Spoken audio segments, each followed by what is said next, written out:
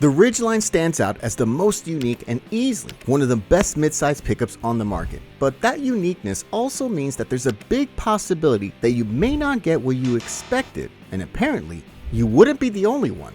Let's check 6 reasons why drivers are selling Honda Ridgeline after only 5,000 miles.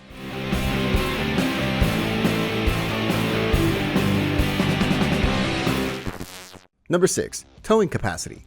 The Honda Ridgeline is not a typical truck, and that can easily be seen through its work capabilities. With its unibody platform and essentially a crossover-based design, it clearly is no match for traditional body-on-frame counterparts, and that's perfectly reflected through towing capacity. You have mid-sized pickups like Colorado or the Gladiator that can tow up to 7,700 pounds.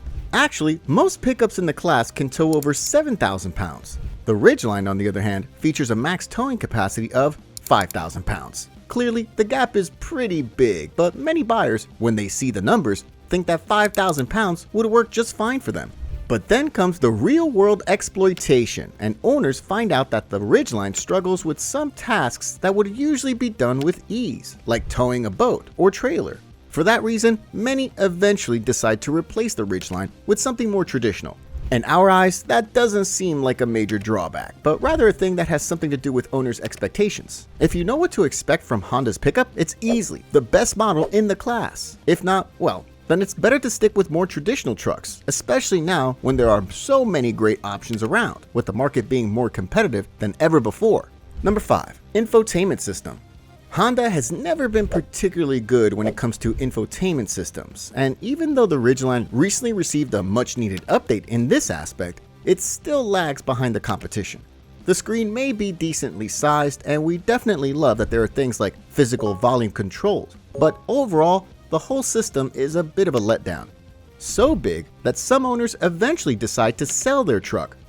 Reasons are numerous, but it all starts with basic things, such as menu navigation, speed, and graphics. Honda's infotainment is bad in all of these aspects, so much, and it feels like it's 2 generations older than those interfaces found in rival trucks. For many owners, especially younger generations, that's a deal breaker. For some, Android Auto or Apple CarPlay might be the way to go, but it turns out that the smartphone integration isn't particularly great either. Some owners also complain about the navigation system, which turns out to be quite inconsistent. Maps are actually up to date, but the system is nowhere near as good as Google Maps, for example. As mentioned, it lacks consistency in the way that even though it usually gets to a destination accurately, it doesn't always choose the most direct route. In many cases, the owner reported that the system often suggests alternative routes, adding unnecessary miles and time to the journey. But if you can live with such an outdated infotainment system, the Ridgeline is actually a great choice if you're looking for a pickup with lots of standard equipment.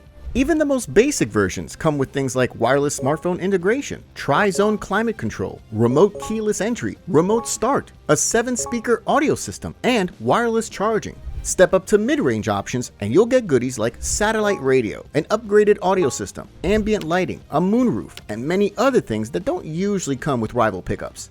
Number 4. Hauling and ride quality. The Ridgeline stands out as the most comfortable and most drivable pickup in the class. Unibody construction combined with multi-link rear suspension ensures that the Ridgeline drives much better than rivals. It's smoother, more comfortable, and it handles better. But things become quite the opposite once you load your pickup.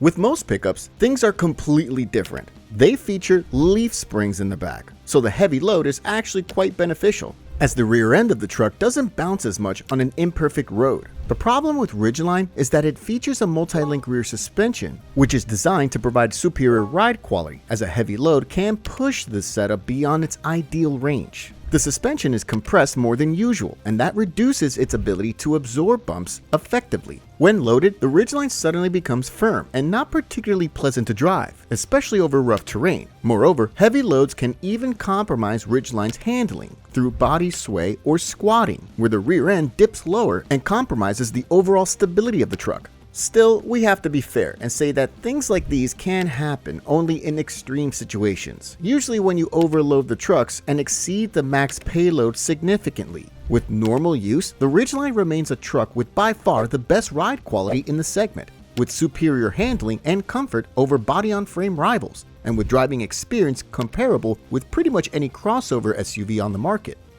Number 3. Fuel economy.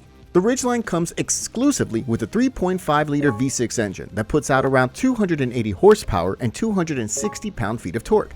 We really love that engine as it's smooth, refined, and pulls pretty well. Moreover, the Ridgeline is one of the quickest pickups in the segment, with the ability to hit 60 in just 6 seconds. But the Ridgeline doesn't meet all of the expectations, and for many, one of the things where this pickup falls short is fuel economy. Don't get us wrong, when compared to classmates, fuel economy is actually pretty decent, on par with others. In numbers, that would be up to 18 mpg in the city and 24 mpg on the highway. The only problem is that many buyers have much higher expectations. The Ridgeline features unibody construction. It's lighter and with better aerodynamics than its rivals.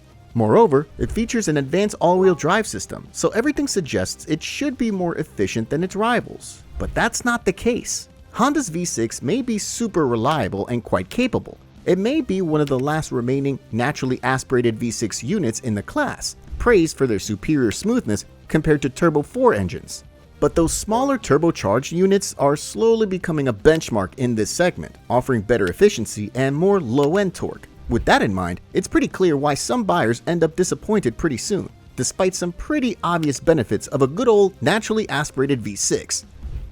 Number 2. Transmission. Honda has had some pretty big problems with its transmissions in the past. Early fails and general unreliability have been troubling the Japanese automaker for some time, but those days are gone. Modern Hondas feature pretty rugged and reliable gearboxes, in some cases among the better on the market. In this case, it's not reliability that troubles Ridgeline owners, it's something else. By something else, we think of 2 problems that come to mind. The first one is about the cabin design and the way the gear shifter has been designed. The Ridgeline doesn't feature a traditional shift, but rather comes with a couple of buttons. They may look fancy, but from the perspective of a traditional truck drive, it's not exactly the most ergonomical solution. Moreover, some owners even complain that transmission buttons are not illuminated properly, so night drives can be quite challenging. For all those truckers who've been pulling the lever for years, things can often be a hard thing to get used to. So many owners eventually give up and switch back to a truck that still does transmission things in the old ways. The second problem with the transmission is about some pretty odd ways it works in certain situations. Overall, the transmission is refined and works very well, but there are a few annoying things. For example, one of the most common complaints is about the way the manual mode works, as there's often a lag when drivers try to downshift, which often leads to a few moments of freewheeling, which sometimes even poses a safety issue. Number 1. Off-road performance. Probably the biggest reason why many owners sell the Ridgeline so fast is because they have too big expectations regarding its off-road performance. The Ridgeline simply isn't at the same level as body-on-frame classmates in this aspect. It features unibody construction with lower ground clearance than rivals, with an obvious lack of essential off-road features, including low-range gearing. Honda did introduce an off-road dedicated version, the Trail Sport, but even that model is nowhere near as capable as the most prominent off-roaders in the class, such as Colorado ZR2 and the Gladiator Rubicon. The Trail Sport comes with no more skid plates and upgraded tires, along with a slightly tuned suspension. Other than that, it's rather an appearance package than a genuine off-road version. It comes with goodies like black trim, a mesh grille insert, orange accents, 18-inch wheels, and available exclusive diffused sky blue paint, which certainly makes the truck look rugged, but definitely doesn't contribute to the overall off-road capabilities. Clearly, there are much better options on the market when it comes to off-roading, but still, there may be a solution for those who want to improve Ridgeline's off-road potential. The offer of aftermarket upgrades for this pickup is pretty generous, starting from a 2-inch suspension lift, custom running boards, and many other parts that could turn the Ridgeline into a better off-road performer. Thanks for watching, and see you next time.